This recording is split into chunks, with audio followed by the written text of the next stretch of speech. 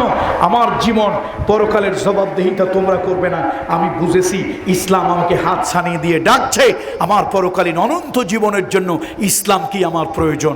এই বইপত্র পড়ে তিনি ইসলাম গ্রহণ করলেন।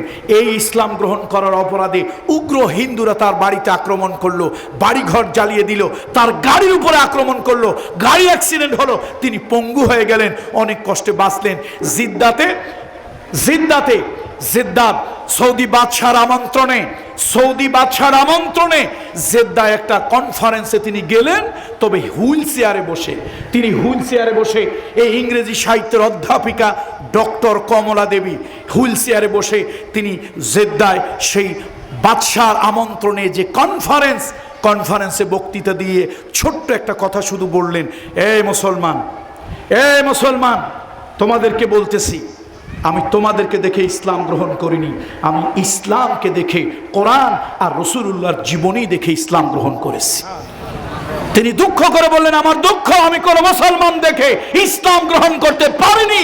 আমার বাড়িতে একটা গরিব এতিমকে পড়াবো, একটা অন্ধ এতিমকে পড়াবো, ওই এতিম সন্তান আমি হিন্দু হয়ে দায়িত্ব নিলাম আমি পড়ানোর, কিন্তু তোমার মুসলমান নাক ছিটকালো, ঘৃণা করলো, আমি হিন্দু বলে আমার বাড়িতে এসে তাকে পড়ালো না, আর আমি ইসলাম জানা শুরু করলাম। সেই জানাটাই হলো আমার জন্য নিয়ামত। আমি ইসলাম জানলাম, ইসলাম বুঝলাম, আল্লাহকে চিনলাম, পরকালকে চিনলাম, আমার জীবনের ব্যাপারে আমি সিদ্ধান্ত নিলাম আমি ইসলাম গ্রহণ করব, এ ব্যাপারে ডিটারমাইন্ড হলাম। ইসলাম আমাকে হাতছানি দিয়ে ডাকলো, আমি ইসলামের ছায়াতলে, সুশীতল ছায়াতলে আমি ইসলামের চলে গেলাম। বন্ধুরা আমার, ডক্টর মরিস বুকাইলি তিনি একজন কট্টর খ্রিস্টান ছিলেন, ইহুদিবাদী একজন খ্রিস্টান কট্টর। তিনি মুসলমানদের কোরআনের ভুল ধরার জন্য, মুসলমানদের কোরআনকে মিথ্যা বানানোর জন্য তিনি প্রচেষ্টা করলেন। এবার যখন সৌদি আরব থেকে বিভিন্ন কনফারেন্সের বিভিন্ন আপনার শ্বেতপত্র যখন প্রকাশ করা লাগলো, Quran scientific indication in the holy Quran, কোরআনের বিজ্ঞান নিদর্শন, এগুলি যখন প্রচার হলো, তিনি অবাক হয়ে গেলেন। তিনি বললেন, মুসলমানরা এগুলি মিথ্যা বানায় লেখে, আমি মুসলমানদের এই কোরআনেরকে মিথ্যা বানিয়ে দেবো, ভুল ধরে দেবো। 1450 বছর আগের কোরআন শরীফ বিজ্ঞানের কথা বলবে, এটা অবাস্তব, অসম্ভব, এই কোরআন মিথ্যা। নাউজুবিল্লাহ বলবেন না আপনারা, এই কোরআন মিথ্যা। তিনি মিথ্যা বানানোর জন্য, এখন তো ভাষা শিখতে হয়, তিনি আরবি ভাষা শেখা শুরু করলেন। মিশরে চলে গেলেন, মিশরে গিয়ে আরবি ভাষার অরিজিন আরবি শেখার জন্য নানান প্রচেষ্টা চালালেন। পৃথিবীর বিভিন্ন অঞ্চলে গেলেন মূল আরবি শেখার জন্য, গ্রামের আরবি, বইয়ের আরবি, সাহিত্যের আরবি ইত্যাদি শেখার জন্য তিনি চেষ্টা করলেন। এরপরে এবার তিনি কোরআন ধরলেন, কোরআনকে মিথ্যা বানাবেন। কিন্তু যখন কোরআন মানব সৃষ্টি নিয়ে কোরআন কথা বলল, কোরআনের আয়াতগুলি যখন পড়লেন, তিনি অবাক হয়ে গেলেন, এইগুলো আসলেই কোরআনে লেখা আছে। এই মানুষের হিউম্যান বডি কিভাবে সৃষ্টি হয় এই ব্যাপারে মানুষ 100 বছর 200 বছর আগে, 50 বছর আগে ভালো করে জেনেছে। এই যে আল্ট্রাসাউন্ড, ইসিজি, তারপরে মাইক্রোস্কোপ আবিষ্কার হওয়ার পরে মানুষ অনেক কিছু জেনেছে। 1400 বছর আগে কিভাবে এটা মুহাম্মদ রাসূলুল্লাহ সাল্লাল্লাহু আলাইহি ওয়াসাল্লাম জানলো? নিশ্চয় তিনি মহাবৈজ্ঞানিক, এবং আল্লাহর কোরআন।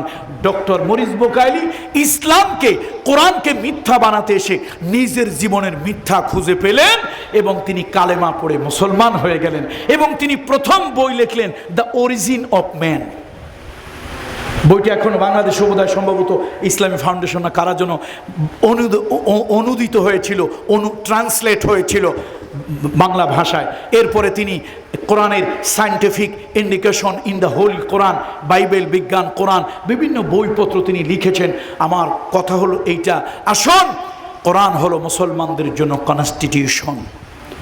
মুসলমানের সন্তান ধর্মনিরপেক্ষতাবাদের কনস্টিটিউশন, জাতীয়তাবাদের কনস্টিটিউশন, সমাজতন্ত্রের কনস্টিটিউশন নয়। কোরআনকে প্রতিষ্ঠা করতে হবে, কোরআনের কনস্টিটিউশন। হিন্দু ভাই থাকবে, বৌদ্ধ ভাই থাকবে, মগ থাকবে, চাকমা থাকবে, উপজাতি থাকবে, যা খুশি তাই থাকুক। ডিমের ভিতরে কুসুম যেরকম নিরাপদ, আমার কোরআনের কাছে অমুসলিমেরা থাকবে ওইরকম নিরাপদ। ভাইরা আমার, মায়ের কোলে শিশু যেরকম নিরাপদ, আমার অমুসলিমেরা কোরআনের সংবিধানে থাকবে এরকম নিরাপদ।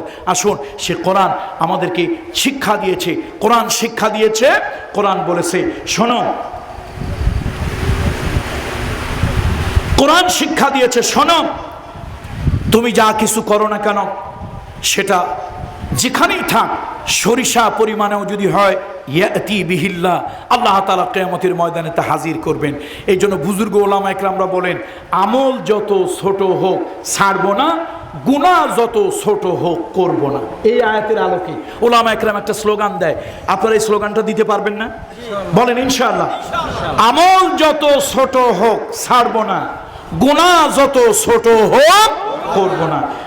আমল যত ছোট হোক, মিসকাল হাব্বাতিন মিন খারদালিন ফাতাকুন ফি সাখরাতিন আও ফিস সামাওয়াতি ওয়াল আরদ ইয়াতি বিহিল্লাহ, আল্লাহ তাআলা অবশ্যই তা উপস্থিত করবেন। এই জন্য যত ছোট জিনিস হোক, যত ছোট জিনিস হোক, যত গোপনে হোক, আল্লাহ তাআলা তা হাজির করবেন। মা বোনদেরকে বলি, আপনাদেরকে বলি, কোনো ছোট আমল ছেড়ে দেবেন না, কোনো ছোট গুনাহ আমরা করব না। আল্লাহ কিয়ামতের ময়দানে সব উপস্থিত করবেন। ইয়া বুনাইয়া, হে আমার প্রিয় সন্তানেরা, আকিমিস সালাত, নামাজ কায়েম করো, ওয়া'মুর বিল মা'রুফ, সত্যের আদেশ দাও, ওয়ানহা আনিল মুনকার, সৎ কাজের আদেশ দাও, অসৎ কাজে নিষেধ করো, ওয়াসবির আলা মা আসাবা। হে আমার সন্তানেরা, নামাজ কায়েম করো, নামাজ কায়েম করো, সত্যের দাওয়াত দাও, অসৎ কাজে নিষেধ করো। তুমি যদি নামাজ কায়েম করো, সত্যের দাওয়াত দাও, অসৎ কাজে যদি বাধা প্রদান করো, তোমার উপরে মামলা, হামলা, অত্যাচার, নির্যাতন, জুলুম হবে, এমনকি ফাঁসিও হতে পারে, ব্যবসা বন্ধ হয়ে যেতে পারে, চাকরি চলে যেতে পারে, দলীয় পদ পদবি চলে যেতে পারে, তোমার নানান ধরনের বিপদ তোমার উপরে আসবে। ভয় পেও না। ওয়াসবির আলা মা আসাবাক, তোমার উপরে যে বিপদ আপদ এসেছে, ধৈর্য ধারণ করো। ইন্না যালিকা মিন আজমিল উমুর, এটাই হলো জীবনের বড় অর্জন। হযরত আবু বকর সিদ্দিক ব্যবসা হারিয়েছিল, ওসমান রাদিয়াল্লাহু তাআলা আনহু ব্যবসা হারিয়েছিল, ওমর রাদিয়াল্লাহু তাআলা আনহু নেতৃত্ব হারিয়েছিল, আবু উবাইদা ইবনুল জাররাহ নেতৃত্ব দিত, নেতৃত্ব হারিয়েছিল। কাফেররা বলেছিল, কি ইসলাম গ্রহণ করলো, ব্যবসা গেল, চাকরি গেল, নেতৃত্ব গেল, আর এখন পালায় পালায় বেড়ায়, আর বাড়িতে ঘুরাতে পারে না, দোকানে বসতে পারে না, ব্যবসা করতে পারে না, পালায় পালায় বেড়ায়, মামলা হামলার কারণে একটু বাচ্চা কাচ্চার কাছে যেতে পারে না, রাতের বেলা পাহাড়ের গুহার মধ্যে ঘুমায়। আরে মানুষগুলি বরবাদ হয়ে গেল। কি ইসলাম গ্রহণ করলো, কি ইসলাম গ্রহণ করলো, না করাই ভালো ছিল, বরবাদ হয়ে গেল, ধ্বংস হয়ে গেল, ক্ষতিগ্রস্ত হয়ে গেল। আর সে আজিমের মালিক শুনলেন, আল্লাহ বরদাস্ত করতে পারলেন না, আল্লাহ সহ্য করতে পারলেন না, সূরা আল মুমিনুন নাজিল হয়ে গেল। কদ আফলাহাল মুমিনুন। এই কাফেরের বাচ্চারা ভালো করে শোন, আমার আবু বকর পালিয়ে বেড়ায়, আমার ওমরের নেতৃত্ব চলে গেছে, আমার উসমানের ব্যবসা নেই, আমার সাহাবীরা, নবীর সাহাবীরা রাতের অন্ধকারে তোদের মামলা হামলার কারণে পালিয়ে পালিয়ে বেড়াচ্ছে, আর তোরা আনন্দ ফুর্তি করে বলতেছিস বরবাদ হয়ে গেছে, বরবাদ হয়ে গেছে। আমি আরশের মালিক কসম খেয়ে বলছি, আমার ইমানদারেরা মামলায় পড়ে, হামলায় পড়ে, ব্যবসা বন্ধ হয়ে, বাণিজ্য বন্ধ হয়ে, নির্যাতনের শিকার হয়ে, কদ আফলাহাল মুমিনুন, ওরা সফল হয়ে গিয়েছে। কথা কি কামরুল ইসলাম সাঈদের? বলেন, জবান খুলে বলেন, কথা কি কামরুল ইসলাম সাঈদের? কথা আল্লাহ। তুমি যদি মায়ের বৈধ সন্তান হও, আল্লাহর কথা উল্টায় দাও। তোমার বাপ যদি তোমার জন্ম দিয়ে থাকে, আল্লাহর কথা উল্টায় দাও। উল্টায় দিতে পারবা তুমি যার সন্তান হলে। কথা আমার না, আমার জবান বন্ধ করে দেবে। তোমার পৃথিবীর কার ক্ষমতা আছে আল্লাহর কোরআন বন্ধ করে দেবে? কামরুল ইসলাম সাঈদের জবান বন্ধ হতে পারে, এক কোরআনের পাখির জবান জেলখানায় আটকে বন্দী হতে পারে, কিন্তু আল্লাহর কোরআন বন্ধ করার ক্ষমতা পৃথিবীর কারো। সুতরাং কোরআন বলতেছে, কোরআন বলতেছে নামাজ পড়ো, নামাজ কায়েম করো, ছেলে সন্তান পরিবার পরিজনকে নামাজ পড়াও, নামাজের পরিবেশ তৈরি করো, নিজে পড়ো, অন্যকে পড়াও, সত্যের দাওয়াত দাও, অসৎ কাজে বাধা দাও। এটা যদি করো, তাহলে তোমার উপরে নানান ধরনের জুলুম আসবে, ভয় পেও না। ওয়াসবির, ওয়াসবির কথা আমার না, কোরআনের ডাইরেক্ট কোরআনের ভাষা। ওয়াসবির আলা মা আসাবাক, তোমার উপরে যে বিপদ, মামলা, হামলা, জেল, জুলুম, জরিমানা, অত্যাচার, নির্যাতন, তোমার উপরে যা কিছু হয়েছে ভয় পেও না। এটা তোমার জীবনের অর্জন, ব্যর্থতা নয়, এটা তোমার জীবনের সফলতা। কে বলতেছে?